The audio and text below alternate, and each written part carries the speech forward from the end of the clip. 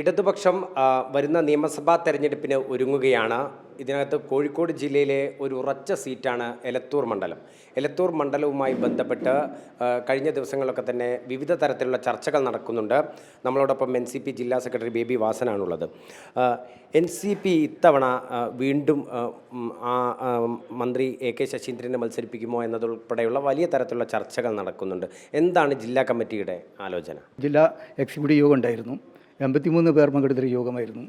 അതിൽ 3 പേരൊഴികെ ബാക്കിയുള്ളവരൊക്കെ 3 പേരുടെ യോജിപ്പ് മാറ്റി നിർത്തിയാൽ ബാക്കിയുള്ള മുഴുവൻ പേരും പാർട്ടിയുടെ ജില്ലാ പ്രസിഡന്റ് മുക്കം മുഹമ്മദ് സ്ഥാനാർത്ഥിയാവണമെന്ന് ഉള്ള പ്രമേയം അംഗീകരിക്കുകയും അത് ഞങ്ങൾ സംസ്ഥാന കമ്മിറ്റിക്ക് പാർലമെൻ്ററി ബോർഡിന് അയച്ചു കൊടുക്കാൻ വേണ്ടി തയ്യാറെടുത്തുകൊണ്ടിരിക്കുകയാണ്.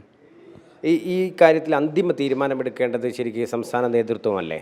സാധാരണഗതിയിൽ അന്തിമമായുള്ള തീരുമാനം സംസ്ഥാന കമ്മിറ്റി എടുക്കുമെങ്കിൽ പോലും അതിൻ്റെ കൺഫർമേഷൻ ദേശീയ തലത്തിലാണ് ഉണ്ടാവാറുള്ളത്. സെൻട്രൽ പാർലമെൻ്ററി ബോർഡാണ് അവസാനമായിട്ട് നിയമസഭാ തെരഞ്ഞെടുപ്പിൽ സ്ഥാനാർത്ഥി ലിസ്റ്റ് അംഗീകരിക്കുന്നത്. പക്ഷേ കാലാകാലങ്ങളിലായിട്ട് അതായത് സമയത്ത് നമ്മൾ ഏത് ജില്ലയിൽ മത്സരിക്കുമ്പോൾ ആ ജില്ലാ കമ്മിറ്റിയുടെ അഭിപ്രായം സംസ്ഥാന കമ്മിറ്റിക്ക് അറിയിക്കാറുണ്ട്.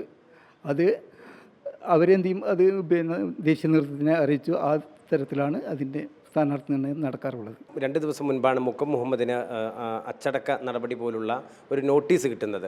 അത് എലത്തൂർ മണ്ഡലവുമായി ബന്ധപ്പെട്ടിട്ടുള്ള വിഭാഗീയ പ്രവർത്തനം എന്നുള്ള രൂപത്തിലായിരുന്നു ആ നോട്ടീസ്. അത്തരത്തിലൊരു വിഭാഗീയ പ്രവർത്തനം എന്തെങ്കിലും നടന്നിട്ടുണ്ടോ? കോഴിക്കോട് ജില്ലയിൽ അത്തരത്തിലുള്ള ഒരു വിഭാഗീയ പ്രവർത്തനം നടന്നിട്ടില്ല എന്നുള്ളത് ഞങ്ങളുടെ പാർട്ടിക്ക് മാത്രമല്ല, ഞങ്ങളുടെ ഇതിലെ അടുത്ത വർഷം മുന്നിലെ ഘടകകക്ഷികൾക്കും എല്ലാവർക്കും ബോധ്യമുള്ള കാര്യമാണ്. നമ്മൾ മറ്റൊരു വിഷയത്തിലും ഇതിനെ എക്സാജറേറ്റ് ചെയ്ത് കാണിക്കാനോ ഒന്നും ശ്രമിച്ചിട്ടില്ല. കോഴിക്കോട് ജില്ലയിലെ പാർട്ടി പ്രവർത്തകരുടെ വികാരം ബന്ധപ്പെട്ട ഫോറങ്ങളിൽ മാത്രമേ ഉന്നയിക്കപ്പെട്ടിട്ടുള്ളൂ. ഈ എലത്തൂർ ബ്ലോക്ക് കമ്മിറ്റിയാണല്ലോ പരാതി നൽകുന്നത്. ഏതൊരു പശ്ചാത്തലത്തിലായിരിക്കും അത്തരം ഒരു പരാതി പോയിട്ടുണ്ടാവുക? പ്രത്യേകിച്ച് AK ശശീന്ദ്രനെ തേജോവധം ചെയ്യുന്നു എന്നതുൾപ്പെടെയുള്ള കാര്യങ്ങളാണ് അതിനകത്ത് ചൂണ്ടിക്കാട്ടിയിട്ടുള്ളത്. ബ്ലോക്ക് കമ്മിറ്റി അങ്ങനെ ഒരു പരാതി കൊടുത്തതായിട്ട് നമ്മുടെ ശ്രദ്ധയിൽപ്പെട്ടിട്ടില്ല. ചിലപ്പോൾ എലത്തൂർ നിയോജകമണ്ഡലത്തിലുള്ള ഒരു വ്യക്തിയെ നിൽക്കാരും കൊടുത്തോ എന്നുള്ളത് അറിയില്ല. പക്ഷെ എന്തായാലും ജില്ലാ പ്രസിഡന്റിനോട് ഒരു വിശദീകരണം ആവശ്യപ്പെട്ടു. അത് വളരെ കൃത്യമായിട്ട് തന്നെ അതിന് മറുപടി കൊടുത്തു. അത് സംസ്ഥാന കമ്മിറ്റിക്ക് ബോധ്യപ്പെട്ടു എന്നാണ് ഇല്ലേ നമ്മളൊക്കെ കരുതുന്നത്. അങ്ങനെയാണ്. ഏതായാലും മത്സരിക്കാൻ മുക്കം മുഹമ്മദിൻ്റെ പേരാണ് നിങ്ങൾ ഭൂരിപക്ഷ അഭിപ്രായം എന്നുള്ളതാണ്. തീർച്ചയായിട്ടും അദ്ദേഹമാണ് തീർത്തും ഈ ഒരു സാഹചര്യത്തിൽ കോഴിക്കോട് ജില്ലയിൽ ആ ഒരു സീറ്റ് നമുക്ക് കിട്ടുമ്പോൾ മത്സരിക്കാൻ സമ്പൂർണ്ണ യോഗ്യനായിട്ടുള്ളത്. കാരണം മറ്റൊന്നും കൊണ്ടല്ല, 15 വർഷക്കാലം അദ്ദേഹം കോഴിക്കോട് ജില്ലയുടെ പ്രസിഡൻ്റായിട്ട് വളരെ നന്നായിട്ട് പ്രവർത്തിച്ചു. LDFൻ്റെ കൺവീനറായിരുന്നു.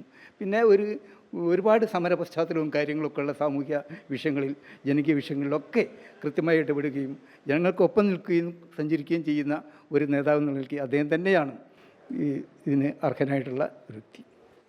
ഏതായാലും ജില്ലാ കമ്മിറ്റി അവരുടെ അഭിപ്രായം സംസ്ഥാന നേതൃത്വത്തെ അറിയിക്കും. സംസ്ഥാന നേതൃത്വം ഇതുമായി ബന്ധപ്പെട്ട ചർച്ചകൾ നടത്തും. അതിനുശേഷമായിരിക്കും എലത്തൂർ മണ്ഡലവുമായി ബന്ധപ്പെട്ടിട്ടുള്ള NCPയുടെ അന്തിമ തീരുമാനം വരിക.